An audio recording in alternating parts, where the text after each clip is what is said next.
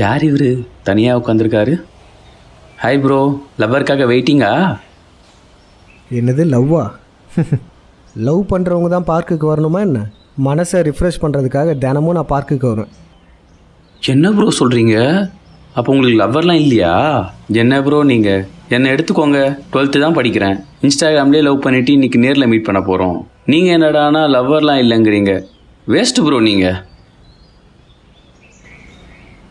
சரி, இதுக்கு முன்னாடி நீங்கள் யாரையாச்சும் லவ் பண்ணி லவ் ஃபெயிலியர் ஆகிருப்பீங்க. ஏதாச்சும் டிப்ஸ் இருந்தால் சொல்லுங்கள் ப்ரோ. யாரை எப்படி இம்ப்ரெஸ் பண்ணுறது? ஏதாச்சும் ஐடியா இருந்தால் சொல்லாமே ப்ரோ. கண்டிக்கவே மாட்டுறாரு. Simply waste. ப்ரோ, என் லவர் வரைக்குமாச்சும் ஏதாச்சும் பேசலாம் ப்ரோ. ரொம்ப போர் அடிக்குது ப்ரோ.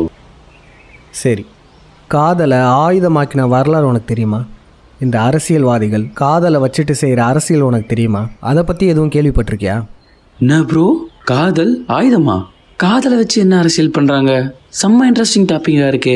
சொல்லுங்க ப்ரோ. சொல்கிறேன்.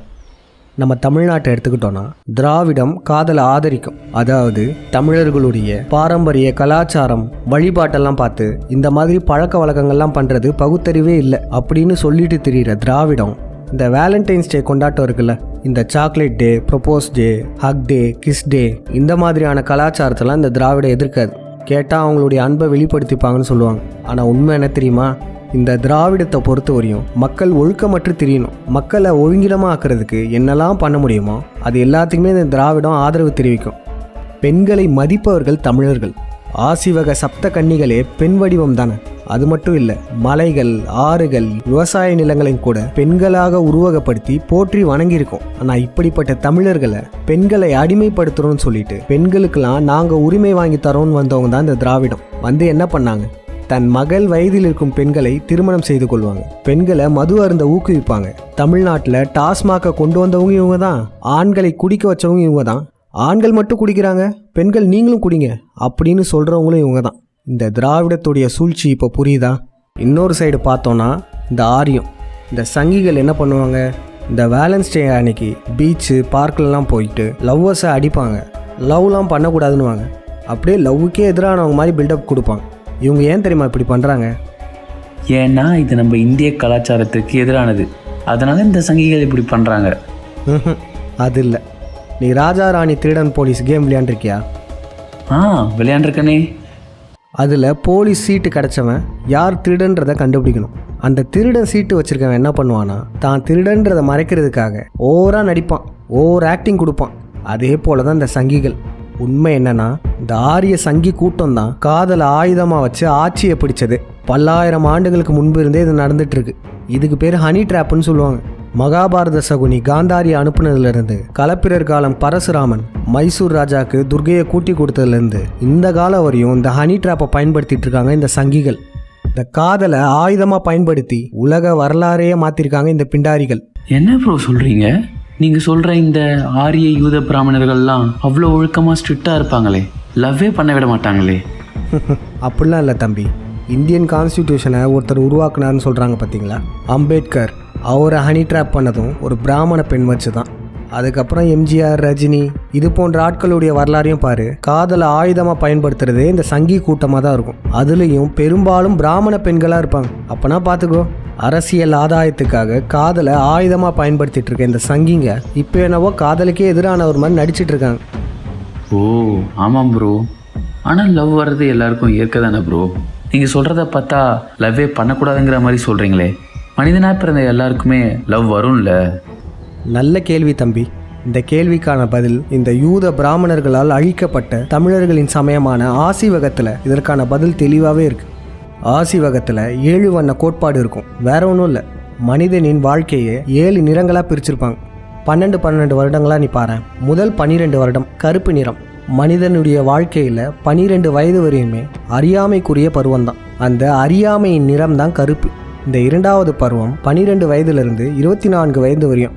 சிறுவர்களுடைய பாலின தன்மைகள் வளர்ச்சியடையும் காலம்தான் இந்த 2வது பருவம்.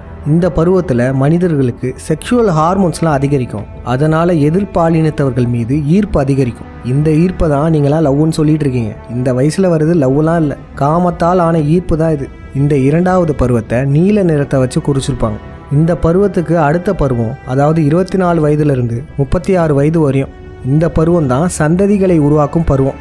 இந்த பருவத்தில் தான் மனிதர்கள் நம்ம மெச்சூரிட்டி அடைவோம். நம்மளுடைய வாழ்க்கை துணையை சரியாக தேர்ந்தெடுக்கக்கூடிய வயதும் இதுதான்.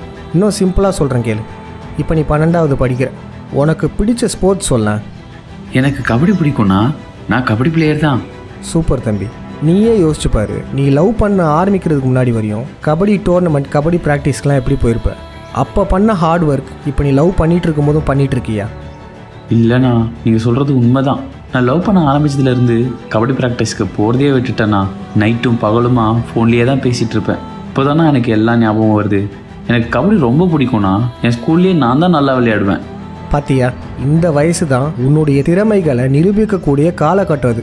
இந்த வயசு போயிடுச்சுன்னு வச்சுக்கோயேன், இனிமேல் உன்னால் எந்த வயசுலையுமே கபடி பிளேயராக சாதிக்க முடியாது. ஆமாண்ணா, ஆமாம், நீங்கள் சொல்கிறது கரெக்டு தான்ண்ணா. ரொம்ப நன்றிண்ணா. இந்த வயசில் வர அட்ராக்ஷனை போய் நான் லவ்னு நினச்சிக்கிட்டு ரொம்ப நாளாக என் டைமையே வேஸ்ட் பண்ணிட்டேண்ணா. என்னோட அம்மா அப்பா ஃப்ரெண்ட்ஸ் கிட்ட கூட ஒழுங்காக பேசுறதில்ல தெரியுமா? எனக்கு வேணாண்ணா இது. நான் மறுபடியும் கபடி போட்டிக்கெலாம் போகணுன்னு ஆசைப்பட்றேன். நல்லா ப்ராக்டிஸ் பண்ண போகிறேண்ணா. இந்த மொபைல் ஃபோன்னால தான் நான் கெட்டு போனேன். எனக்கு இந்த மொபைல் ஃபோன்லாம் வேணாம். இந்த வேலண்டைன்ஸ் டே அன்னைக்கு இந்த மொபைல் ஃபோன் நான் தூக்கி போட போகிறேண்ணா. இருப்பா, நம்ம வச்சிருக்க மொபைலில் கெட்ட விடயங்கள் மட்டும் இல்லை, இதை பயன்படுத்தி நம்ம எல்லாருமே விழிப்புணர்வு கூட அடைய முடியும். இப்போ நான் சொன்ன என் வரலாறு, அந்த வரலாறையும் உண்மை அரசியலையும் நீ நல்லா தெரிஞ்சுக்கணுன்னா தமிழ் சிந்தனையாளர் பேரவை யூடியூப் சேனலில் போய் பாரு. அதில் இருக்கிற விஷயங்கள்லாம் உனக்கு புரிய ஆரம்பிச்சிருச்சுன்னா இந்த உலக அரசியலே உனக்கு புரிஞ்சிடும்.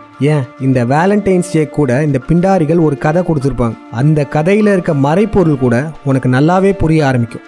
அது மட்டும் இல்லாமல் சமூக வலைத்தளத்தில் மற்ற நல்ல விஷயங்களையும் நல்ல செய்திகளையும் கூட பாரு. நீ விழிப்புணர்வு அடைஞ்சிருவ. அது மட்டும் இல்லாமல் நீ மற்றவங்களை கூட விழிப்புணர்வு ஏற்படுத்தலாம். உண்மையான வரலாறுகளை, நல்ல செய்திகளை நீ கூட மக்களிடையே பரப்பலாம். நீயும் ஒரு யூடியூப் சேனலை கூட ஆரம்பிக்கலாம்.